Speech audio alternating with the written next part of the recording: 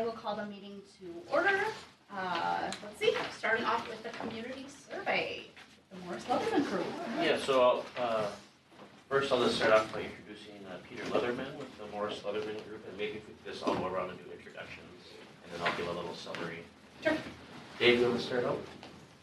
Sure. I'm David Anderson, city attorney. I'm a consultant, so I work at a firm, but I come to all the meetings and work with staff on a pretty regular basis. Very good. Christy Moffitt, the City Council. Courtney Nelson, Mayor, welcome back. Reed Welch, City Council. Brenda Good, Administrative Services Coordinator. Vicki Sunzeiden, City Clerk. Lori Sayer, Council. Very nice. So Council, we're bringing this to you tonight to talk about the survey process. So Peter's going to kind of run through that. Just a little bit of background. As a part of a strategic initiative back in 2020, the Council requested we had a process to conduct a community survey. So that was completed in 2020, and then asked for a process to kind of reconvene or redo that study every 3 years. So in your packet, you'll see the results of the 2020 survey in long form, but also we prepared a resident summary. We also have the strategic plan if there are any initiatives or pieces you want to talk about. And then I just kind of picked 5 areas that the council has kind of informally talked about as far as perhaps amendment to the 2020 survey related to Southwest Prime, recreation facilities, specific park amenities, community engagement, and then finally speed limits. So prior to getting into any of those topics, I'll turn it over to Peter and just kind of talk again about the methodology and the process that goes along with the community survey process. So Peter, thank you. Sure, it's a pleasure to be here with you this evening. Now I can't remember who was on council 4 years ago. Everybody but me. Everybody but me. That's what I thought. Okay, that's what I thought. So I mean, I guess I'd open up since 3 out of the 4 already have been through the process and how we did it. You know, I'd be happy to answer any questions you have.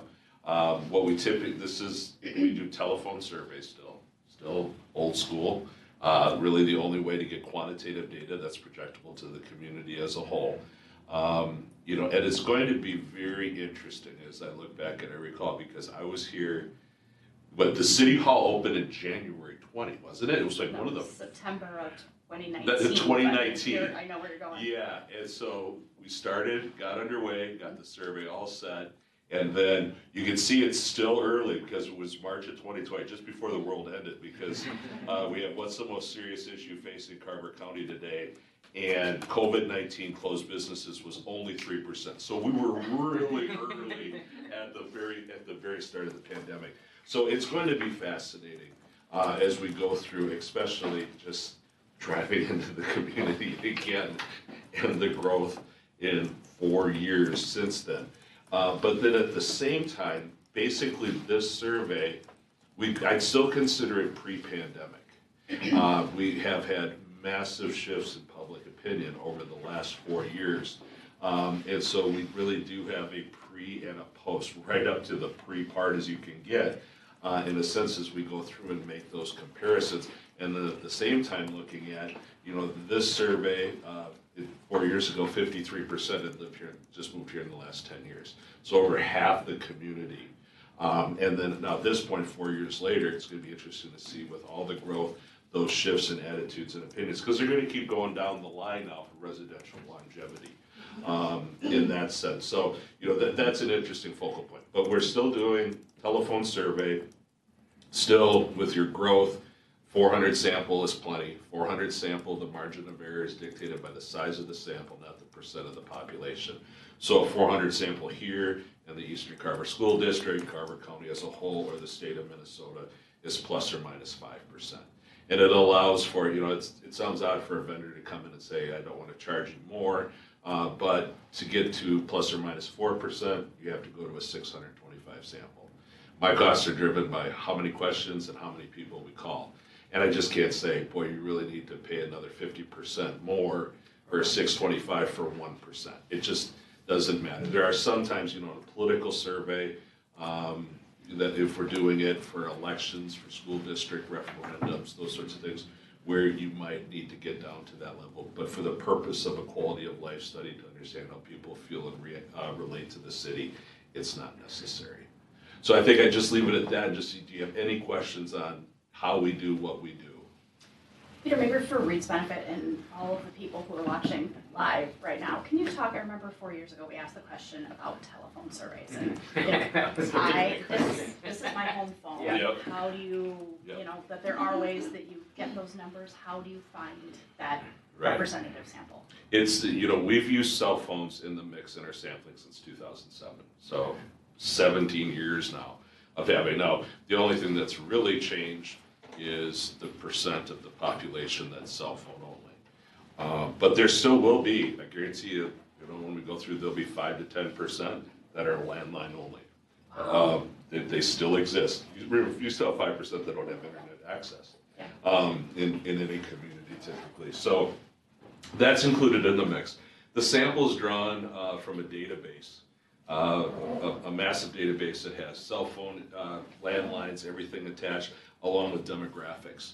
So I can look at the demographics of the database of all the residents in any community that we're working with, but then also look at updated census information, since we have the 2020 census, in order to make comparisons to make sure.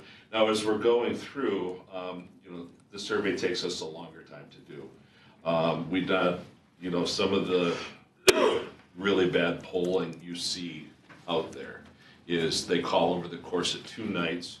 Whoever answers the phone, they take the call, and then you have 65% that are over the age of 55 and about 70% women.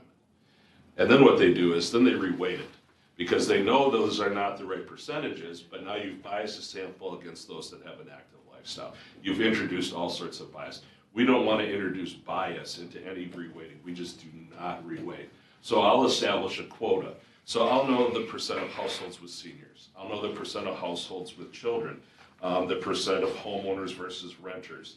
And then from that point, we establish a quota. And as we're going through, we're monitoring where we are with the demographics. And then that way, you know, it takes typically, a survey this long will take about 2 weeks. So we're targeting. The other question is nobody answers their cell phone. That's true. Nobody answers their cell phone even when they know who is calling, much less for somebody who isn't calling. So what we have, we know we're with the city to do communications, website, newsletter, however, just to get the name out there. The community is doing, the city's doing a survey, and then we leave messages and introduce ourselves and explain to them that they're part of a random sample, and it's really important. We do not want to replace you. Your opinion is very important. All the tricks in the book, and so it really hasn't changed. This is my 30th year of doing it. You know, and the other trick that everybody wonders about, even when people refuse, I have a couple grandmas in my phone bag, right? And they still, okay, they'll call up the refusals and say, I understand that you refuse to serve me, but it's really important. And they can get about 75% of those people. It's hard to say no to grandma. So there are all these sorts of tricks in order to make people feel that it's important. And quite frankly, when we're talking about cities and we're talking about school districts, people still care. This is where they live. This is where they interact 24/7. You know, when you get to, you know, just finish the statewide on who do you like for the presidency and all sorts of wonderful questions like that, people are very unhappy and, you know, not that willing to talk or elaborate, shall we say, but people still care about their city and school district. I will set it up. Also, I don't know what your results will be. But I will give you warning, there will be declines coming out of the pandemic. Most communities, the declines don't shift. So the perfect example, how would you rate the quality of life in Carver? Last time we had 95% say excellent or good. You had 46% say excellent. What's happened over the course of the pandemic is people are less enthusiastic about everything. We're just much more unhappy people. And then, so the shift tends to go from excellent to good. You know, typical drop would be somewhere between 25 and 50%. Some communities have had a slide then go from good to only fair. That's a concern. you can regain enthusiasm. It's hard to switch people's minds if they think a community has shifted from a positive to a negative in that sense. So I expect to see that there's been exceptions along the way, those that have been able to maintain. But for the most part, it is just an overarching macro on public opinion going on right now. And quite frankly, 2023 was about the worst environment from what we've seen since 2008, 2009, the start of the recession. And it was truly driven at a macro level by people's financial insecurity. Like your financial insecurity last time was 30% pre-pandemic. The norm we're finding right now is about 50%, saying they're financially stressed. And then that impacts everything, along with people's concerns on property taxes. 2023 was the year of property taxes, hostility growth, and it just exploded. So all of those things are there. I'm not saying they'll be here, but just to give you, this is what we're seeing over the course of the last 18 months when we're looking at community surveys. You did such a great job, of laddering, or I guess connecting those questions like you just did in your explanation of financial security or property taxes too high, and kind of drawing parallels between those two. I assume you'll do that again. Absolutely, yeah. It's just all the norms that I referred to back then, completely different. Like the norm excellent rating right now is 10% for the quality of life in a community. The norm property tax hostility, now, flip through. So you had 51% say their taxes were high. That's kind of a Carver County. You've always been on people thinking that taxes are higher, property taxes are higher here. So that was actually a little bit high back in 2020. We saw that in like 21, 22 drop into the low 40s as a norm. We're back up to now 58%. That's the norm. I have one suburban community, North Ramsey County, at 77%, very high and somewhat high last year. What happened in the spring of 22, everybody got their new assessment. Boy, they were excited. 25% increase in the value. Problem was only about 10% of those people figured out what that was going to mean when they opened their property tax statement November 15. And that's like somebody flicked the light switch on for property tax hostility. And it has maintained. And it impacted, with all the school districts we worked with last year, across the state, less than half of school districts passed any sort of funding request. And it was driven much more by the macro of the financial insecurity and property tax issue than anything else. So when we're talking about how we split it up and you want to, there's no bias in this, or we work our best not to have any. How about gender? So, are you going 50% men, 50% women, or how does that work? Whatever the census shows. Okay, so you follow that. And then how about for, let's say, our phone numbers taken out of the mix? Our households taken out of the mix? You know what? I do not pull them. I always tell councils, school board members, what have you, you are part of the community. You were randomly chosen. I would say half of those elected officials that say they got a call tell me they did a survey, half indicate that they did not. So it's a personal decision. But I'm not going to go through the list and pull numbers. I want everybody to be included. Any other questions? I was going to say, last time we did this, we went through and went with a list of questions. I don't know if this is the meeting where we're doing that. Does the staff, I don't think we touch base on ideas on cuts or anything. I know we have things to talk about for potential additions. Right. So it's a little both. Okay. So it's the council saying, so the template is what we did in 2020. Yep. Are any of these 5 areas that I listed in the memo or other areas of interest to you, and what seeds you want to plant? And we can come back to you with proposed questions or bring a final copy back. So then does that, if we add, let's say we add all the 5 questions that are in here, does that mean we have to remove 5 from the? You don't have to, but for each additional question is. That's what I mean, so. Was it, Yeah. how much, 200? I think it's 200, 250, something like that but like I say, like one question doesn't necessarily, so like here, waiting time for city staff to respond, ease of reaching city staff, courtesy of city staff, efficiency of city staff. I just asked 4 questions. It didn't take very long. However, if we go back to, I don't know, pick one that has a lot of verbiage. Do you support or oppose the city providing financial incentives to attract specific types of development? Do you feel strongly that way? That's one question. The others probably would have been, even though there were 4, there were 2. So, I always work with the city. It depends on what the questions are. As far as length goes, this is not a concern. I'm going here, from here to the city of Minnetonka's work session. Their survey, they do one every year, is typically somewhere between 150 and 200 questions. So I'm not worried about length on it. It just would add to cost if we add sections and don't remove others. Okay. Yep. So I was gonna say, I went through, and I'm ready to discuss line by line if we want to tonight. But let's first tackle these 5 that Brent called out, because we have talked about all of these areas. And the first one is Southwest Prime Services. Does anybody feel strongly about asking questions about that? I think we should definitely ask questions Yes. about that.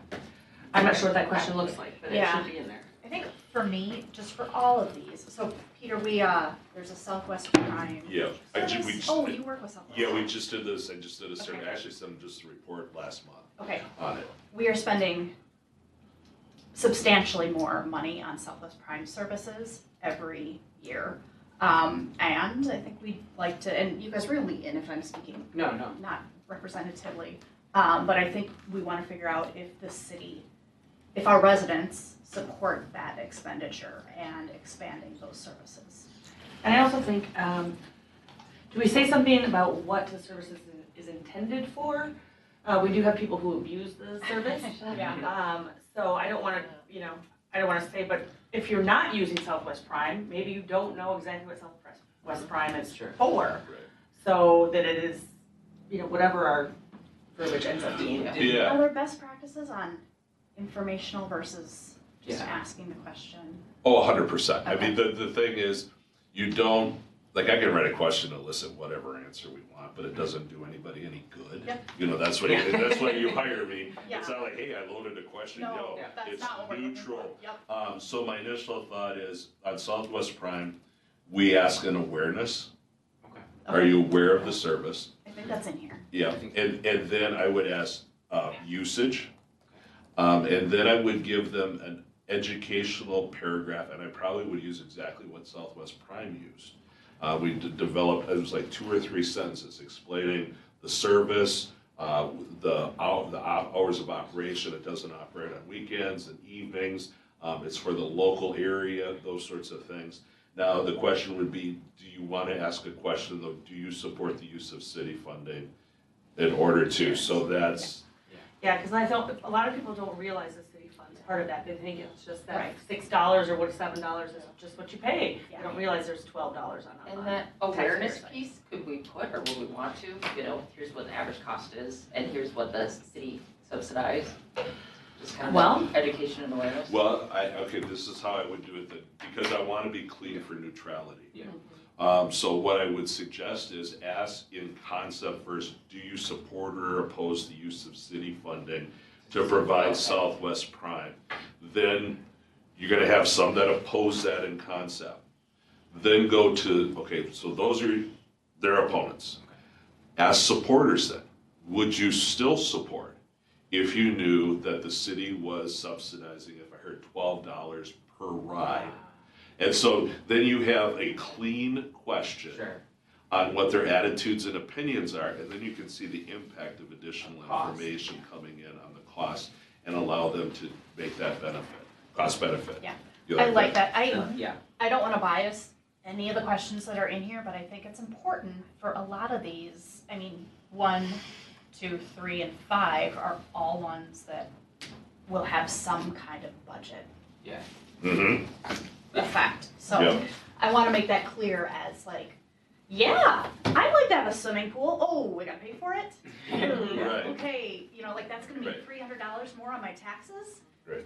We can drive to Jessica. Right. So, 100%. and I think what you're Yeah. describing Yeah, So- there's always, working with school districts specifically with all the bond referendums, there's a big gap between in concept, I like this idea, to how much does it cost me in order to implement this idea. So that's why we work from the general and then go specific. Okay. All right, so I think we're good on Southwest Prime, new recreation facilities. So do we already have a question on how much people use the current one, right, in the existing survey? And then, I think that's in there. The question was, I think we fundamentally have been discussing, do we continue the recreational partnership with the city of Chaska, or do we go in our own direction? right, well, I mean, I think the number of people currently use that would help, right? We want to know what the baseline is, right? Because if only 10% of the people are currently using it, then Yeah. even a new, right? I mean, I guess we Yes. could say, are you not using it because it's too far away? Is that, right? Or It might even start with awareness, are they Yeah. aware of it? Do they know Back. that there's this Yeah. smaller discount for this?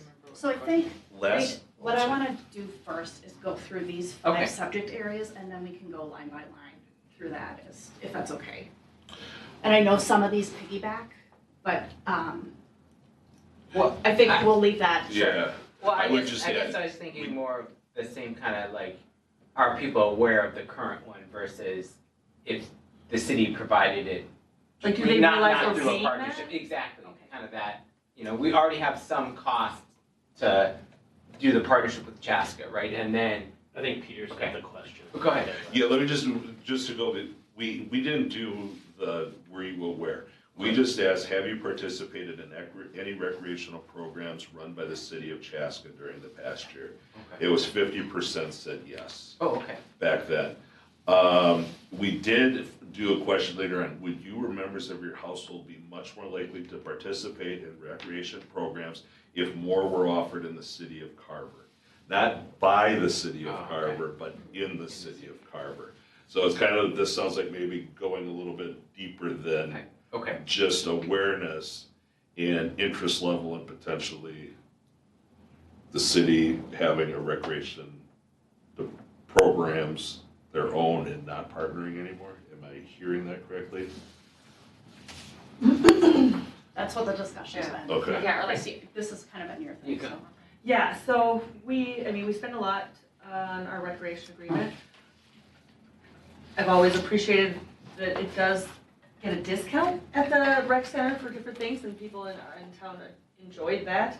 I have heard from other residents that it feels like we don't have that identity that we maybe had, the same as when we had recreation programs, coming out of Carver, in Carver more so. And then also with the city of Chaska, they have been really pushing and they're raising those rates with that new community center that's coming in and all their upgrades to it. I mean, Brent, I don't know if you can remember off the top of your head how the jumps that they're Sure. figuring to make in our If I can charges. reframe, like I think if you can tell Peter what information you want to get, he can help develop a question to Sure. get at that answer. But I don't have that. Yeah, but I'm talking background. here because with Read New and stuff, Sure. like the the strong opinion that I have on that one. So I know that they're planning to raise our rates significantly over the next couple of years. Do you know what that equates to? No, I mean, we have what they have in our agreement that the council agreed to, but Mhm. beyond that, we don't have Okay. anything conceptually. Is that 3? Do we do 3 years at a time? Yeah, 3 or 4, but we can cancel within like a 3-month. correct. Right, yeah, right. I'm not Notice. hearing the council object to any of these 5 areas. Not sure yet. I have one, yeah. Okay. I would say on the new recreational facility, for me, it would be helpful if the survey results would help me just like gauge, like how painful would it be if we didn't continue the partnership? And then the other end, like, what is the appetite for increasing the cost to continue it? It's like, that's what I don't know, but it's what Yep. will help me. I think So about I think we need to be careful, because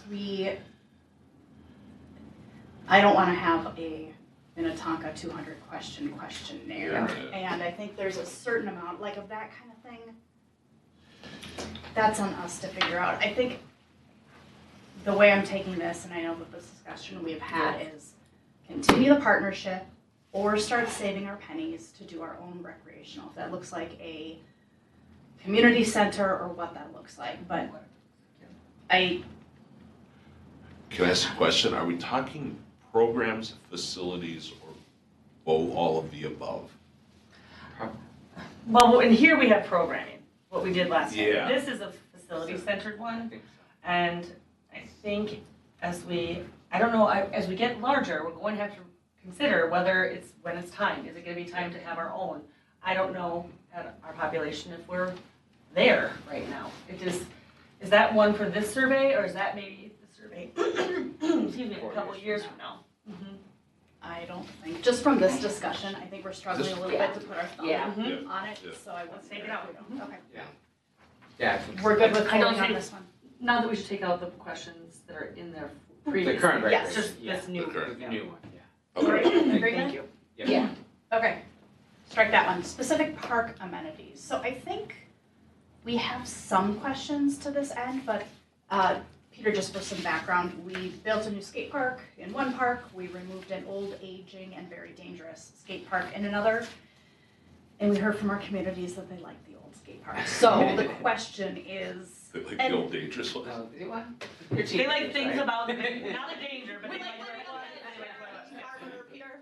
Yeah. But I think, I wonder if we don't take that question and just, is the question that's in here and just pay attention to if people say new amenities. We need a skate park that looks like what we had in community park. How do you, help me out, how do you mean, so are we asking them if they want us to replace it?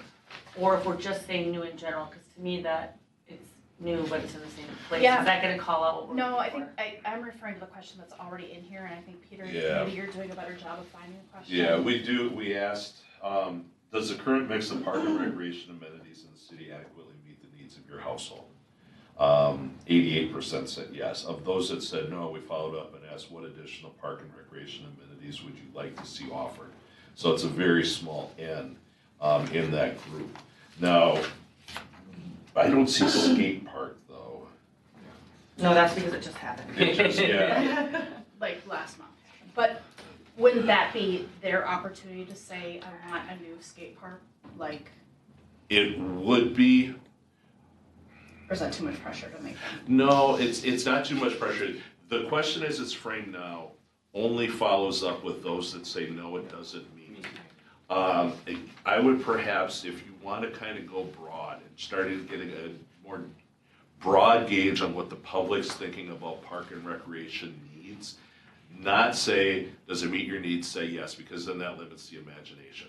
I can say, yes, it does, and then still follow up with a question and say, are there any additional park and recreational amenities that you or facilities you would like to see in the community? And see if there's something, do they come and say, hey, let's build a community center, or let's rebuild the old skate park, Or a roller coaster, whatever it may be. whatever it is. Sandhill. Yeah. But maybe an open-ended question, more broad-based, and get people thinking, kind of it's more strategic plan type question. If that sounds like something I could frame up and you take a look at. I like that, I'm Yeah, good with I think that. so, yeah, that almost covers the one we just dropped too. Just Yeah. yeah. recreation and, yeah. Number 4, communication, targeted resident engagement. Specific questions about how folks want to hear from us. I don't remember, we asked questions, have you been on the website? Have you followed our social media? But not I think we need to tweak that 15 degrees and say, how do you want to hear from us? How can we catch your attention? Do you ask questions like Yeah, that? well, or we you do, just we say- have primary source of information, and then what's the best way for them to receive information? And then we asked about the newsletter, do they have access to the internet? If they have, what are their experience with the internet? And then, about the use of the city, the Carver government Facebook or Twitter. So what's the best way for them to receive information is open-ended, so they can tell us if you want to explore something specific. You know, we do it with the newsletter, we do it with the website, we do it a little bit on social media, not so much though on that.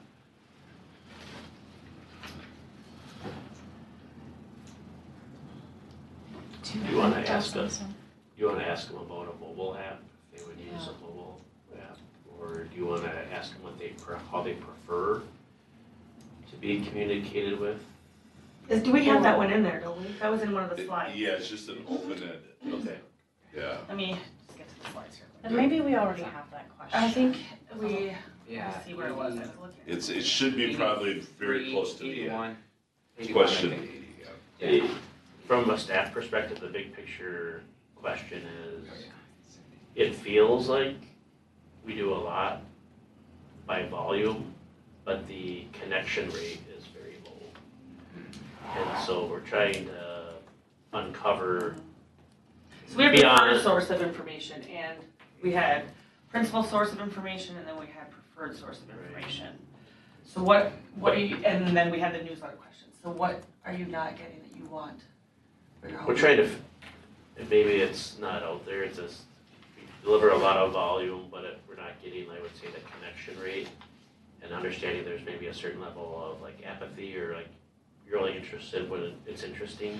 Well, Like, how do you yeah. get, is there a way to like find out from people, is there a better way to connect with you on a medium that you would enjoy or would use? And I don't know what the answer is. because Right. I'd already be recommending it. Because this Right. one had website, newsletter, social media, mailings, local newspaper, word of mouth, email, scattered, unsure. It's, What do we, I'm sorry, what do we have that's beyond any of those right now? Are we So doing, that, it was an open-ended question, it's question 79. it was open-ended, okay. And the principal source of information, that was provided by, That's open-ended also. that was also, okay, They could tell us anything. okay. You're not unusual in that. And what, what we find, and quite frankly, this is another thing that shifted over the course of the pandemic, is, what we found across Minnesota, non-parents are checked out. From, because. Not Not- apparent. not-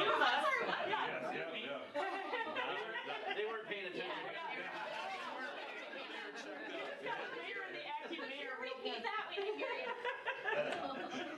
They're checked out on local government, for the most part. Sure. What traditionally, so the parents are engaged with the school district, the city, much more so. The non-parents, over the last 4 years, you've had the pandemic, we've had a wonderful presidential race that back then, we had social unrest, we had all that international, national. They have been we've seen uncertainty grow on just simple ratings of their experience with their local government. And it's primarily clustered amongst non-parents. Part of the other thing that we've seen as local newspapers, and you didn't really have one to start with, but as local newspapers have died or don't cover communities like they used to, non-parents, specifically old men, who used to read the local newspaper to get their information, they're now gossip mongers.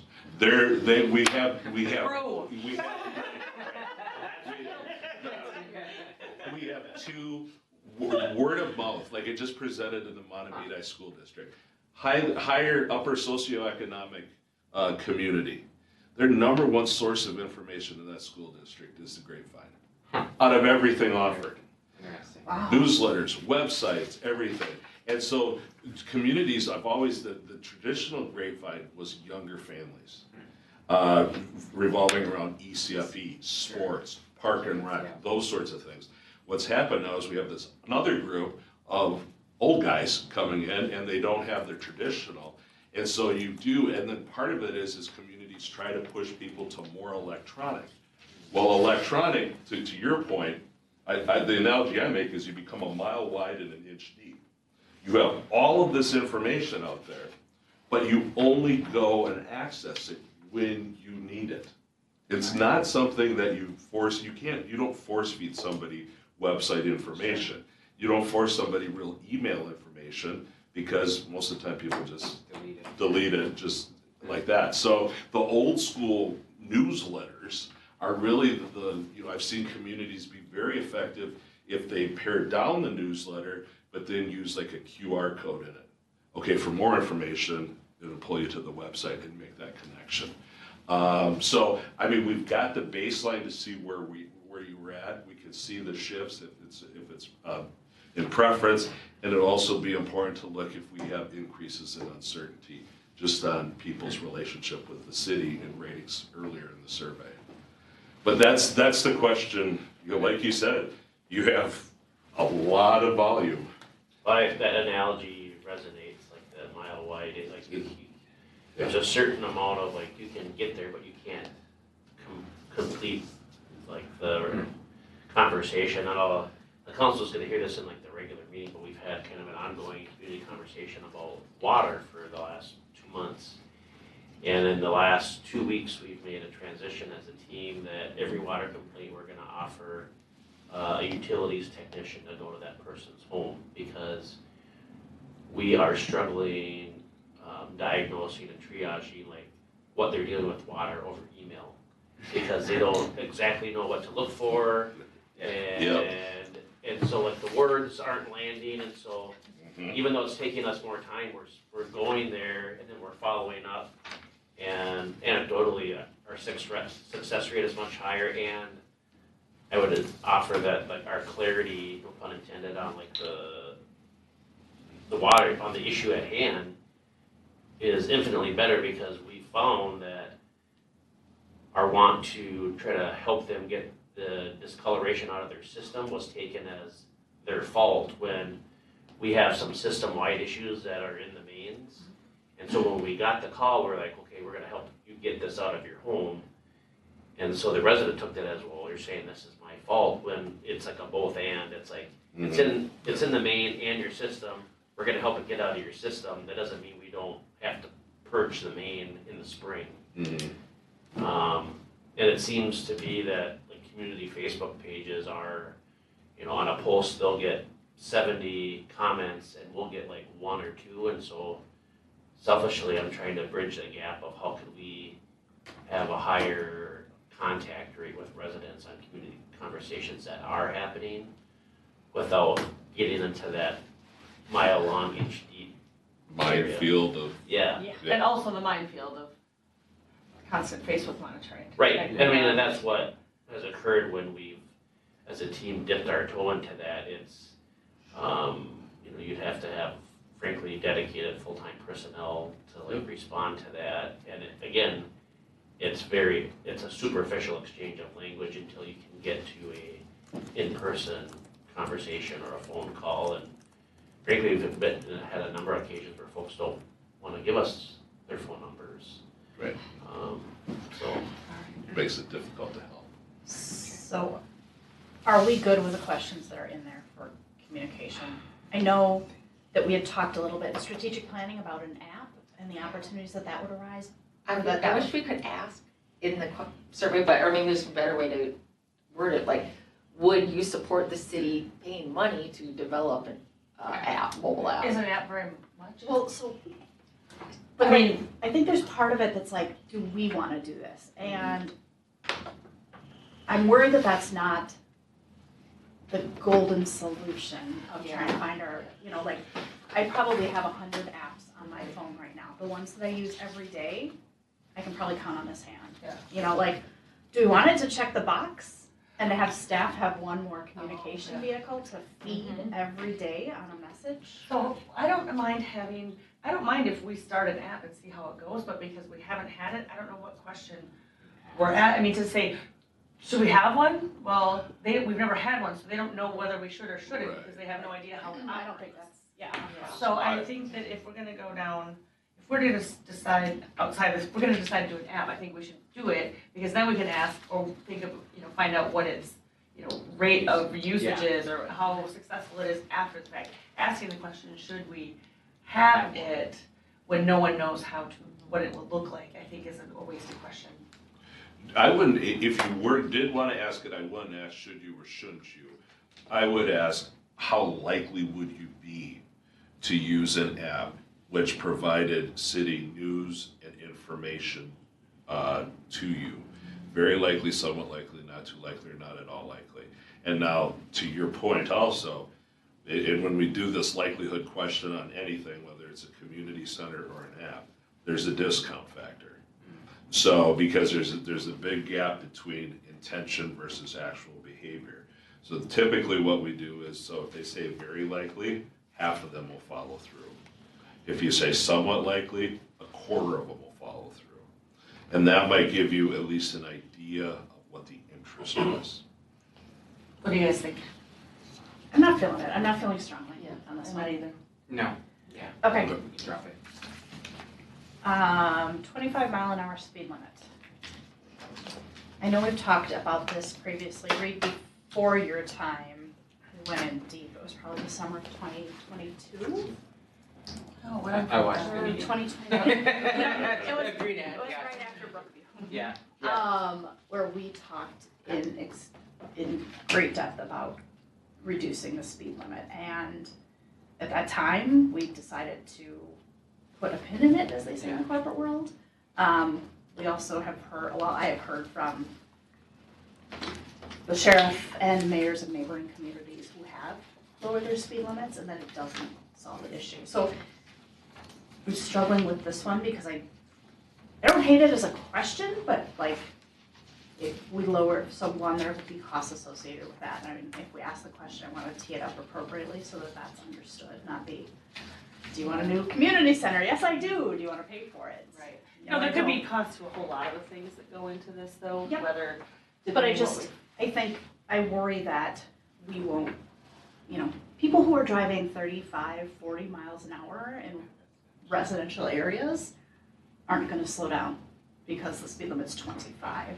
Just like the people whose dogs take poop on the trail are going to pick it up because we've got bags available. So, We had a lot of resident contact about this too, and often, and for a while, it wasn't, things pop up, right, become really, and then we don't hear about it again. This is one that I have heard about for a little while. I don't have a problem having this in here. In fact, I would kind of like to see what the general masses in town think. Because this does not apply to like our collector streets, right? These are the internal neighborhood streets. Because I did hear enough about it for such an extended period of time, I would like something of this question to be on there. And community perspectives, I don't know if you have a verbiage in your head of what that could look like, or sound like, I should say. Yeah, I mean, I've asked in multiple communities about a specific 25-mile-an-hour policy. What you don't have in here just simply is a question, how concerned are you about speeding on residential streets? Maybe that's the more interesting question to see how broad the concern is. And maybe not a specific solution. And maybe not a specific solution, or both. Or maybe it's both, maybe, Yeah. I mean, if you're concerned, do we go deeper on that one to then have something more specific like the 25 mile an hour? Or the. Or 23 mile an hour, I don't care. 20, or the flashy, right? Do we want to maybe broaden it to or the flashy speed limit sign, No. right? no, that's Nope. too. I definitely support both, like just a broad, which we have a lot of, Okay. and then also just something about, what was brought up that summer of 2022, because that felt good to be able to say, we're not really sure what everyone else thinks. Give us some time and we're gonna get their feedback and that will help us make a decision. Whatever the results are doesn't mean we'll actually maybe act on it or make a change, but I just like that we get a chance to poll. Sure. And like that was like one of the few times that we could say, we don't have enough information, but someday we will. I do like that suggestion, Peter, about how concerned are you about speeding. If the follow-up question is 25 miles an hour, I just want to make it clear. I'm just concerned that this will not be the magical solution. People are still going to speed, and so I don't want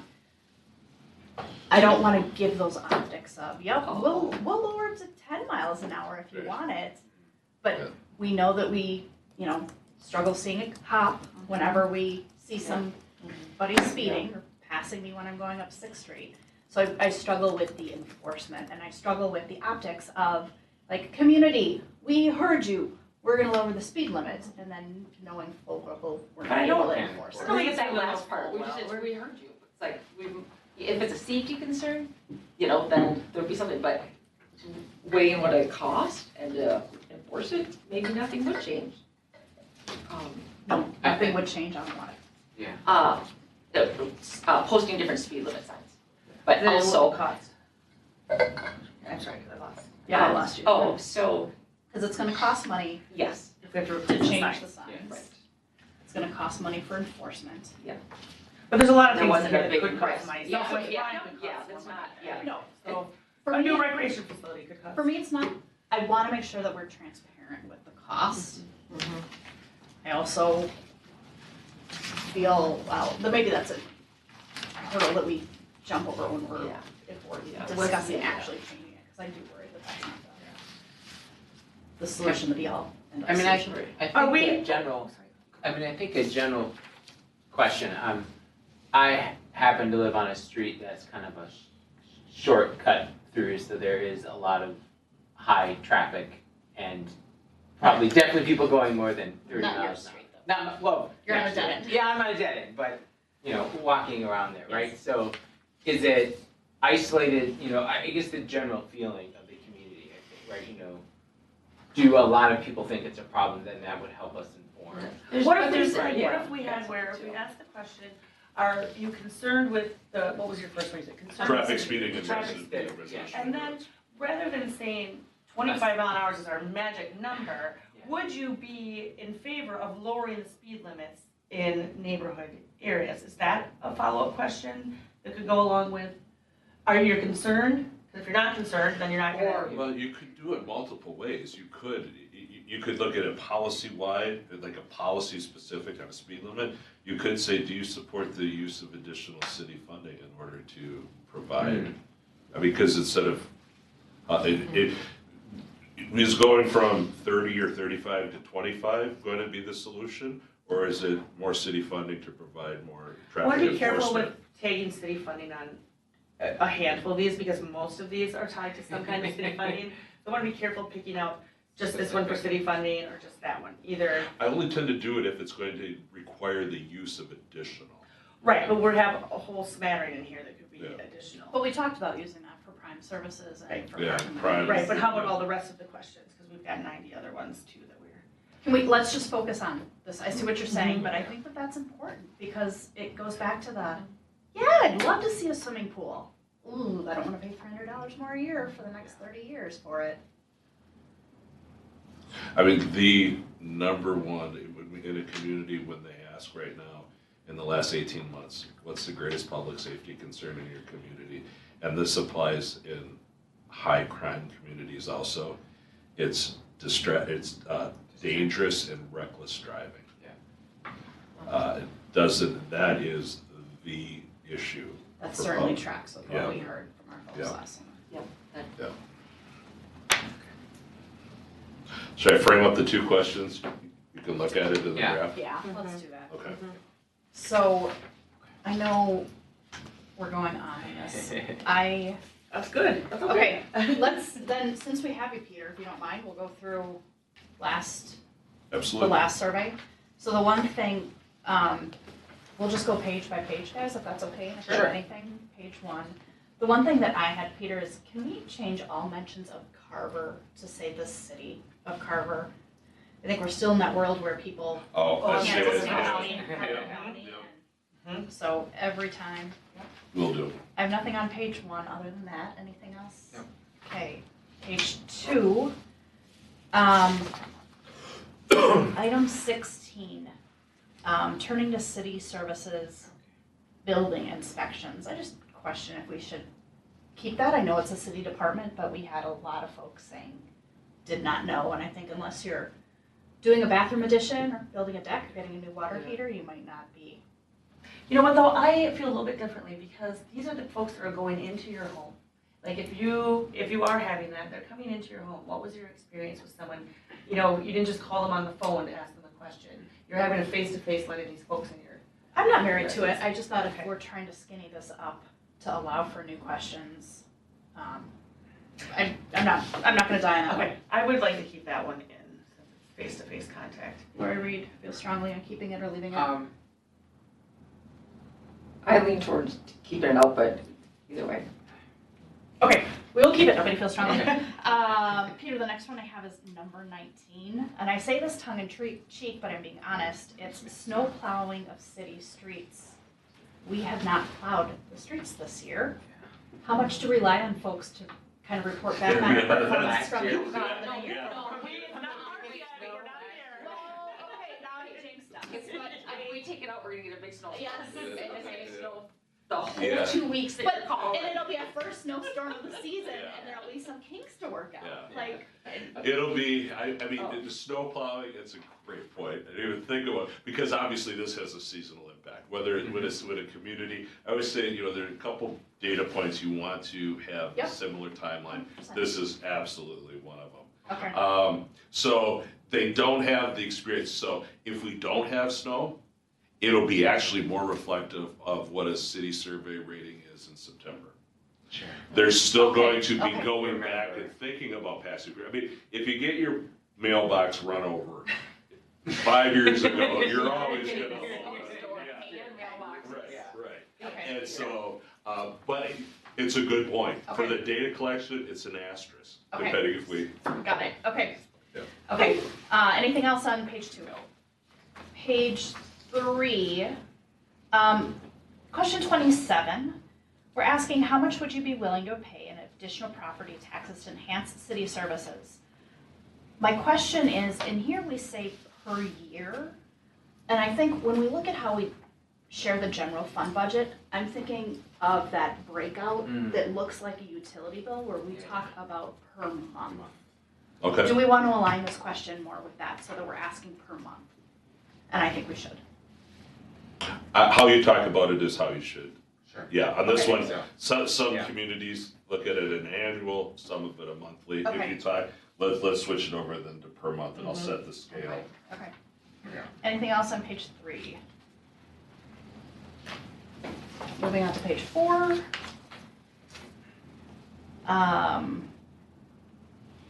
Let's see, for me, I had between question 30 and 31, the average amount of the city of Carver's taxes. I trust that that'll be updated to whatever's. Oh, if it the needs to be percentage, updated, yes, percentage. yeah. For 33, there's a drinking water question. 32 is how would you rate the quality of a city drinking water? 33 is why did you rate it that way? Just a question, and maybe I think I was the one who said we don't need this to be informational, but would we want to add language about how to report issues on there? Did you know you should report if you have any issues at cityofcarver.com? Would that be something that your folks would even say? I would ask it if you want to, were you aware you could report issues to the city, Okay. Or have you? Were you aware or have you? or have you?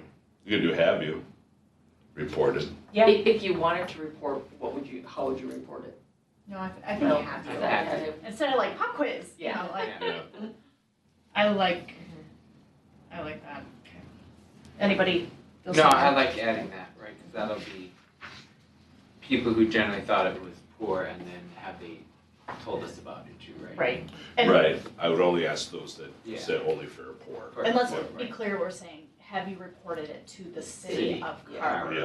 Not Yeah. to the- Not to the book of faces. Not to Facebook. Okay, Yeah. any other Okay. questions on page that's- 4? No. Page 5. Do you still need 35, the levy? Would that be Minnesota River? For I me, it would be interesting to To see see. if it's gone up, Up. just because I feel Okay. like we're No, doing a we'll lot leave it. more Sure. communications and there's more awareness. It's more real too, right? Okay, no, that's fine, go ahead, leave it in there. I don't know. I mean, we're so close. Yeah. Do we need that at this point since Perfect. we're Do we want 80% of the way there, 85% of the way there? Tweak it? Do we take it out? Yeah, is that bad? What if I everybody. really like it, cause we can now start comparing things, cause we can say this. Yeah, and I think we can do that for every other one, but I think that's a really good point, like, It's, we are, I feel like, Like, close, we're like gonna be- shovels in the like ground are it's- gonna yeah, happen. we're gonna Right, be- like how does that answer help us at this If point? 60% says they hate it, that's so. that's one of those like, sorry. Yeah.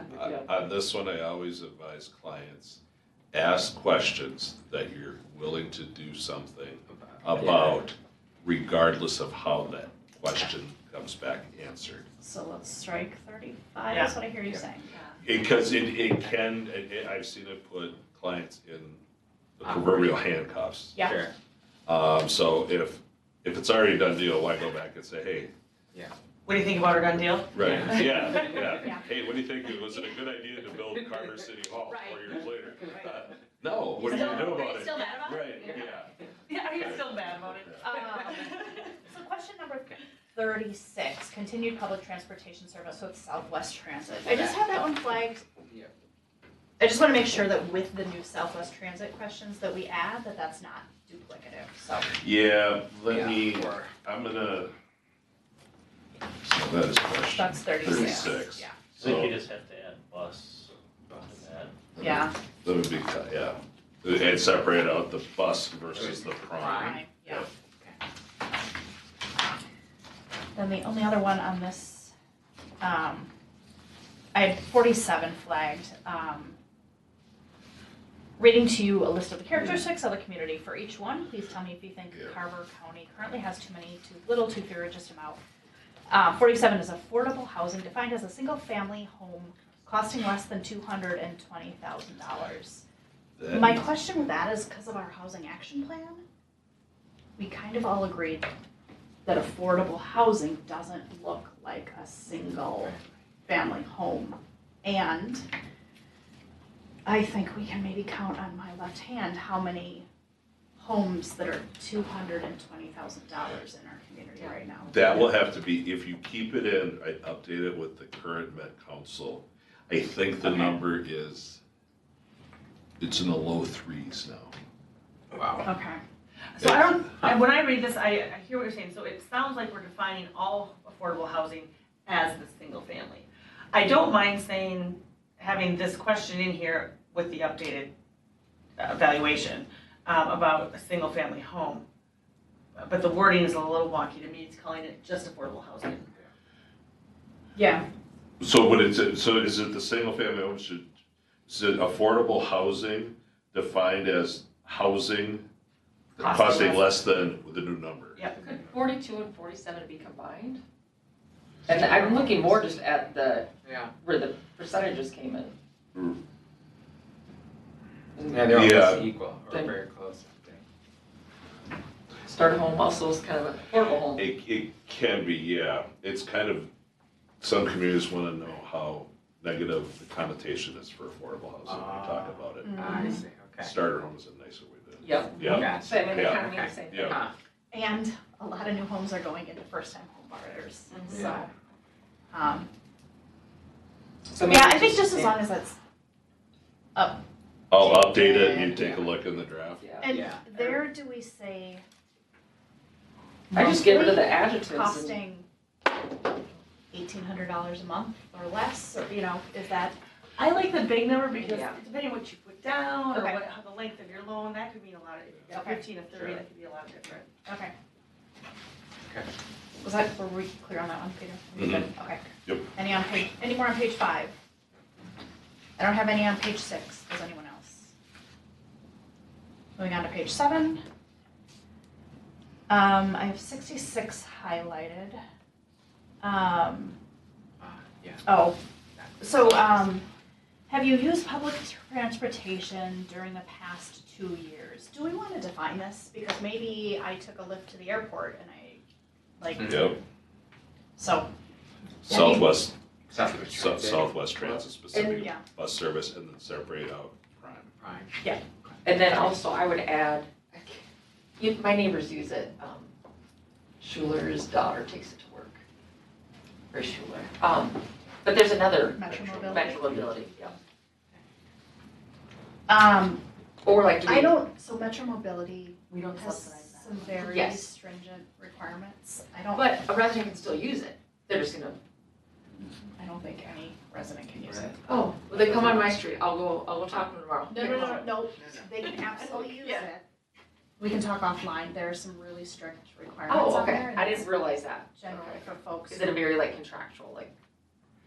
You have to talk check about it later. classes of certain There- disabilities. I believe. Okay. Yeah. Okay. Yeah.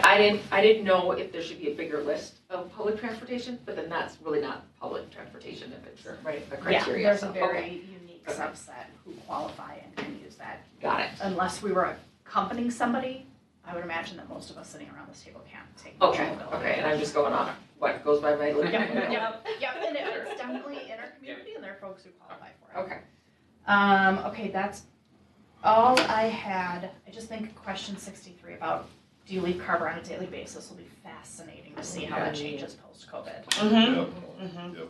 mm-hmm. That's it for me on page 7. I don't have any on page 8.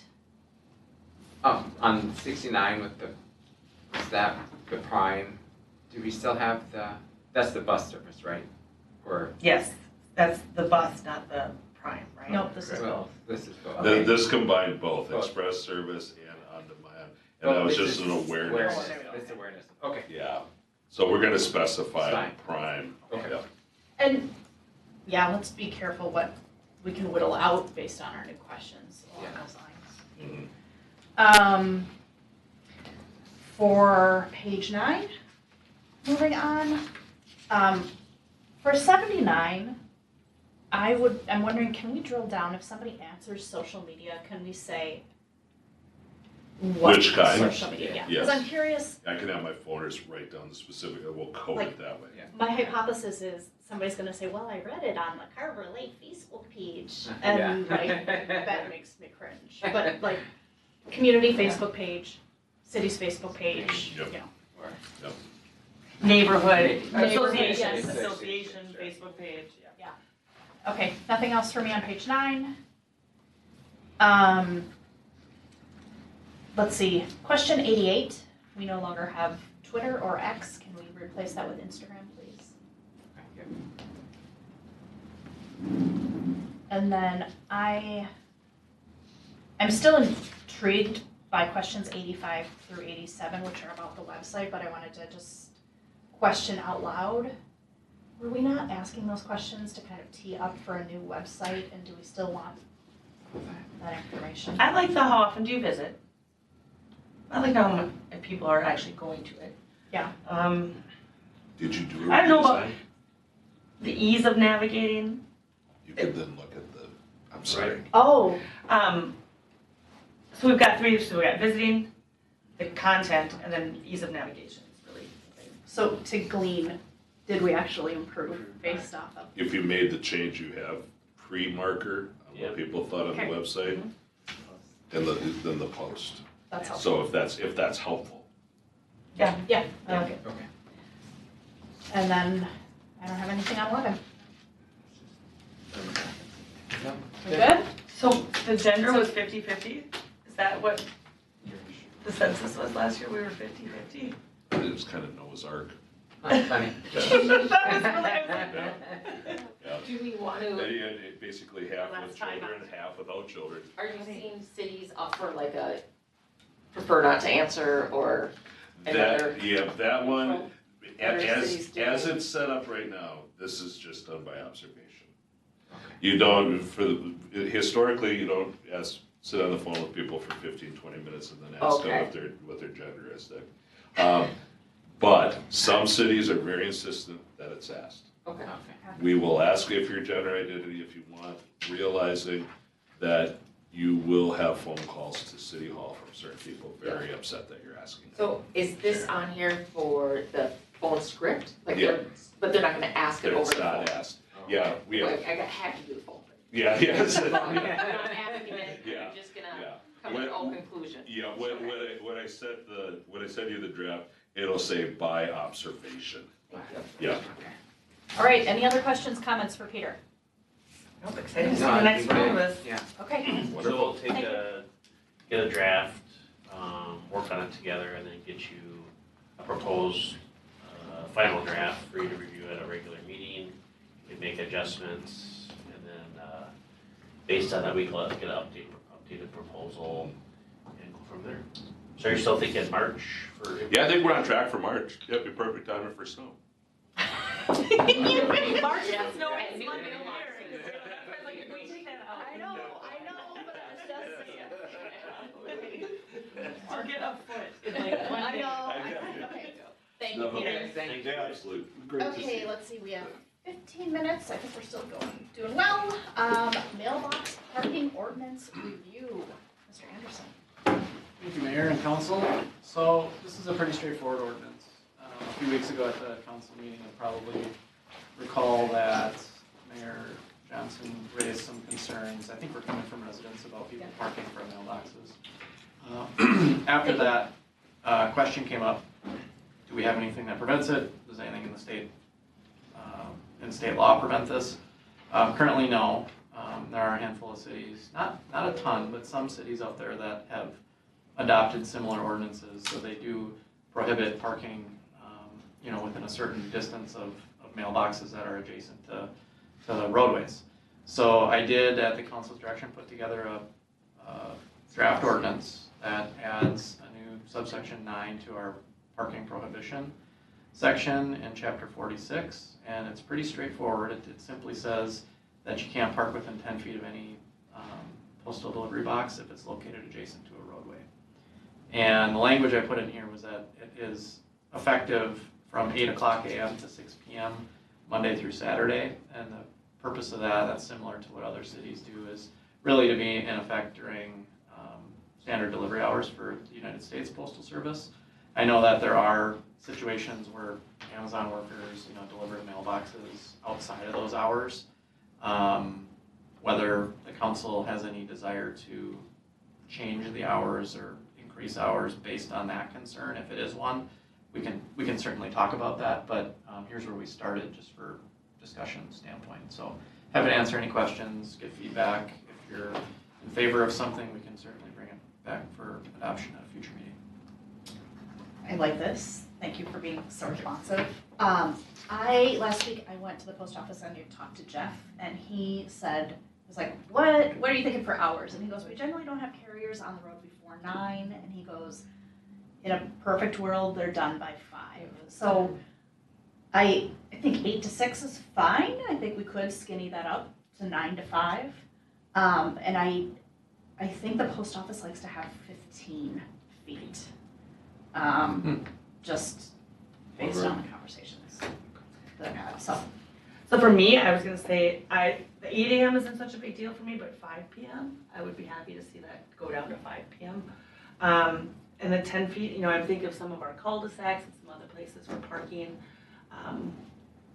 on the road, I'm fine with the 10. Because it's 10 on each side, right? Mm-hmm. That's 20 feet to be able to get those mailed. And typically, it is right close to someone's driveway, so Yeah, you're that's gonna what- have the 10 feet on one side, and then you're not gonna have anyone on the other Right. side, so. Most of them are fairly close to a driveway. Anecdotally, I think most of them are 10 feet. I did see 1 or 2 cities that had 20 feet on both sides, which to me Seems seems a to lot. be way too big, but whatever you'd like, I'm happy to use. So for me, I say 10 feet is fine. I'd prefer to see a 5 p.m. Because people are coming home from work. I'm fine with 5. Yeah, let's move to 5. That's good. Monday through Saturday, yeah. That sounds, okay, all right. So, one more thing, Courtney, when you talked to them about standard hours, what did they say for Saturday hours? Did they say We anything? said the same thing. Same thing. Yeah. So, what do you guys think about pushing it back to 9 a.m.? I feel not strongly either here nor there on the 9 o'clock because most people are. It's a nit, but I think as long as we're doing this, let's do it once. Jeff said the carriers Sure, don't, I by the get- time they get stuff sorted, they're not on the road before 9. All right, let's do 9. Okay. That's it. Yeah, that's fine. That's what- Like, I don't have a strong feeling. You guys 9 to 5, 10 feet. No, and thank you for asking. Yeah, that's Like, a good idea, yeah. inquiring about that. Do you feel any desire to, I mean, we can always talk about effective date when we bring it back, but do you want it to take effect right away? I assume there's gonna be some education on the front end that maybe staff is gonna wanna reach out or let people know through whatever the communication methods are, that this is a thing, to avoid, I didn't know about this, why are you giving me a ticket, that kind of a. Sure. Dave, what's the requirement for code posting? So we have to, 10 days before the meeting where the ordinance will be considered, we No. have to post ahead, but then all we have to do is publish. Okay, cause like, So we could, it could go. I'm talking into about, effect. is there like signage required and like, it's not similar, so like, Like is no it, parking. No, there's nothing you have to sign for this type of, like at like entrances to like some city limits, sometimes they'll do their winter parking, is there anything related to this, or this is just a unique carve out? it's similar to other parking restrictions that the council has every right to place into effect, and then the level of communication is up to you. So There's going no into there's no our- requirement. So our, go in our newsletter, because we're in February, by the time things get posted, can it get into the March one, or will it be into the April? Yeah, this would be on the February 20th council meeting, so those So would hit we- the March. What about April first then? Because then it's in the March. You know, people who open their water bill at the 15th, right? Yeah. And then they've got that time, so then it would start April 1st. I'm okay with that. I also wonder, like, why wouldn't we just do it immediately and do warnings instead of tickets? I would rather have it on the books than give warnings without something on the books. Oh, no, well, we have to. It Okay, has to I be was on the like, books. right, I was like, No. what are you saying? No, so February 20th, it goes into effect, it's posted a week later on February 28th. It goes into effect March March 1st, it appears in mailboxes March 1st-ish. I think it's gonna be bad optics in the community when they say, when they open that and be like, it's March 2nd. And this happened yesterday? You know, I think I would rather have them, I'd rather be able to say, you know, you were March noticed. 15th, is and that what then- you're saying? Fine, I would be better with that. I really think April 1st, because then we can tell it was in your newsletter, we've had it on this. I'm fine with that, I'm not gonna, this isn't the hill I'll die on. So, April 1st is good. According to not falling off hills. Just to- Yeah, I definitely. Stop fighting. This is probably excruciating, but like, I'd advocate for like a different date, just because some people are gonna think that's an April Fool's joke. No, thank you. So like, I don't know, April 2nd or. March 30th? Why don't we look at March you 30th. could look at a Monday that's close Yes. around that time. Let's do a Monday that's at the end of March. It's such a They unique. get your- Of course, April 1st is Monday. March 25th. March 25th. There we go. I'm very good. Okay. There we go. Yeah, can you That's imagine? really smart. That's That's funny. actually a good one. Well, and that gives the city roughly a month, a little more than a month to communicate. If Sure. Council knows. I like that. All right, we're good on mailbox parking. Yes. Okay. Let's just take it to the next. Are you comfortable with, okay, because I don't want to make you do like. I have a question though on the mailbox market, so will it be on a consent agenda or it'll come back in a meeting? It's up to We you. plan for it consent unless the council wanted to discuss it. Pull it off. I'm okay with that. Yeah. You can always pull it too if someone Okay. changes their mind or wants to talk about it. Yes. Yeah, we could put it on consent. Yeah, sounds good to me. All right. City managers report, do you want to do that or you want to wait until the meeting? We can wait. Well, your choice, or I don't know how long the data practice is gonna 7 be. minutes is what, 6 minutes is what we have. Probably do that. Okay. Go Vicky. Vicky is like, bring it. No one has ever said the words data practices in 6 minutes. That's me. Yeah. We have faith.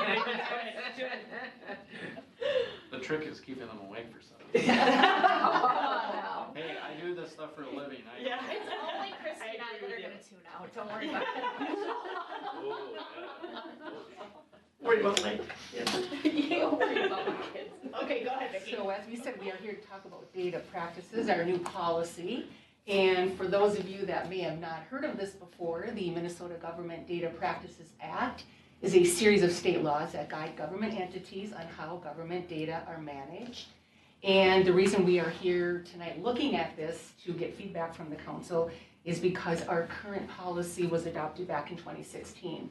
Since then, there have been some amendments that have been made to the laws. We are looking at making some changes to the way the city processes these data requests, and then also updating the types of data that we do collect. And within the law, it defines government data is defined as all the data that is collected, created, received, maintained, or disseminated, regardless of the format in which that data is collected. So who is responsible for this? You have to identify a responsible authority and compliance officer, and that is the city manager. And then to identify a designee, and that is the city clerk. And then you'll see the little asterisk there that said that it doesn't necessarily mean that it's just always the city clerk. That can be designated, other people can be solicited to help with this information when we do get a data practices request, when we have to collect certain data. There are different classifications of data. There are 3 main categories: the data on individuals, data not on individuals, and then data on decedents. And then it's identified, who has access to these types of pieces of information. You can see there what those are. With regard to public access procedures, within the law, the city must establish written procedures to make sure data requests are received and responded to promptly and appropriately. Requests for public data, it's interesting, they can be verbal or written. You can't really say they have to put it on a form. We do, however, have a form on the city's website, so we've made it very accessible. They can basically input that information 24 hours a day, 7 days a week. The city will respond as soon as reasonably possible, and we don't want it to interfere with efficient operations. Sometimes we have people say, well, it's only going to take you a few minutes to do this. They don't understand that maybe that's not the case, and we have other things that we're working on as well. So we've tweaked that response time a little bit in this updated policy. Also, with regard to public access, individuals have the right to inspect or review public data or to have an explanation of the meaning of the data. They do not need to state their name or the reason for the request unless a specific statute says that we can ask why. So it has to be a very narrow piece. So if somebody just says they want something, we can't say, well, why do you want that? We also can ask the requester to provide some identifying or classifying information for the sole purpose of facilitating access to the data. In other words, if they say they want it emailed to them, we need to have some information so we can get it to them. Or we may ask them for some more information so we can help identify exactly what they're asking for. Maybe unclear, I want all the building reports. Well, what do you mean by building reports? So we can ask some clarifying questions with regard to that. Then, Can I jump in here, Vicki? oh yes, absolutely. And maybe Dave, you can help me out, but one of the pieces that we run across from time to time is providing the data or the creation of data. There's a distinction in that. Brenda Good calls in and says, I'd like to know how many homes have blue siding north of 6th Street. The city is not compelled to do that research and find that data.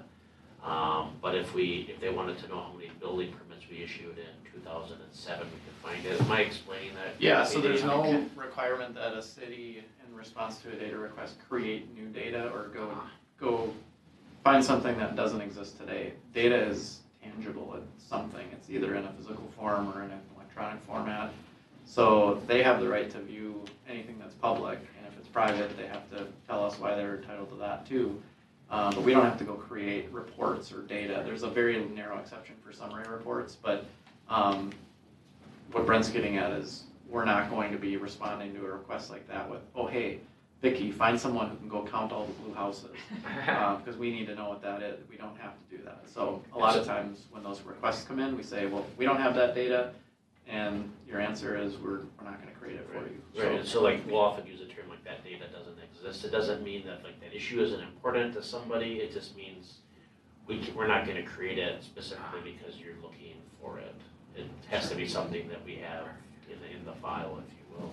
I have one really quick question. So on the last slide where it said that we don't require their name for the public access, the online form, I did click on that before, but I guess I didn't notice. Are those starred that you have to enter your name in there? I'll have to revisit that. Okay, because if here we don't have, it says we don't have to, but online it's required. I'll have to go Okay. take a But look at that's not that. the only way you can make a request. You could also call Oh, not- absolutely, yes. but I'm just saying, if we're saying that they don't have to state their name, if the online form requires you to fill out that Right. box, that might not. Consistent. And what's Yeah. difficult, if they don't put contact information in there, we don't know how to contact them, but yeah, we. You have to put something in there to get You have back, to but put they something, don't yeah, have. unless they call.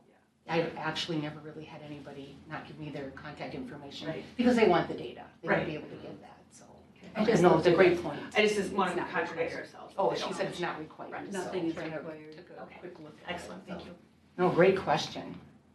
So then with regard to when someone actually does this data request, if they want to have photocopies, they do need to pay for the copies of that data.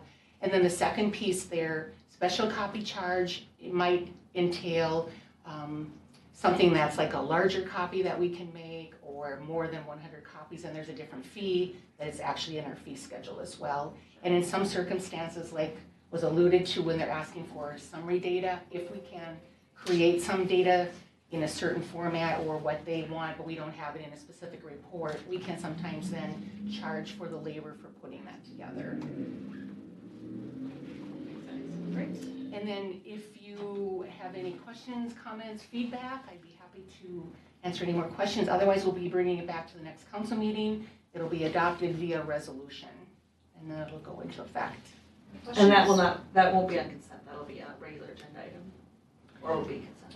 It'd normally be consent Okay. unless you want to discuss it. Any questions for Vicki? Any other questions? I was just gonna say, do we care about the details on like what we're specifically, like red line? Because I know when Aaron was going over some of the planning commission for updating the, building. I don't think it's building for us to decide, I think that's what the act does. Factors. So the old version and the new Old version. version, yeah, just the old new version. Well, It would not work to redline it because the old version was prepared by the previous city attorney. I use a form that our firm uses with all of our city clients that It's different. is gonna be easier for me to update when the time comes if there's changes every year that Sure. sometimes happen. Okay, that's, So we've that's kind of fine. revamped the whole form. A Okay. lot of the same substance, it's either written differently, ordered differently, all that stuff. So, for what it's worth, a red line would just look like a. Okay, something. okay, Red then line. don't worry about it. And this is all Very- basically a statute and Yeah. law. Well, Yeah, I was always kind of asking was like, you know. Okay, yeah, this is fine. Any other questions, comments? Thank you, Vicki, very well done. All right, I would entertain a motion to adjourn. I'll make a We motion to did adjourn. Second. Motion by Councilmember Bach, second by Councilmember Welch. All those in favor say aye. Aye. Opposed, same sign. Motion passes.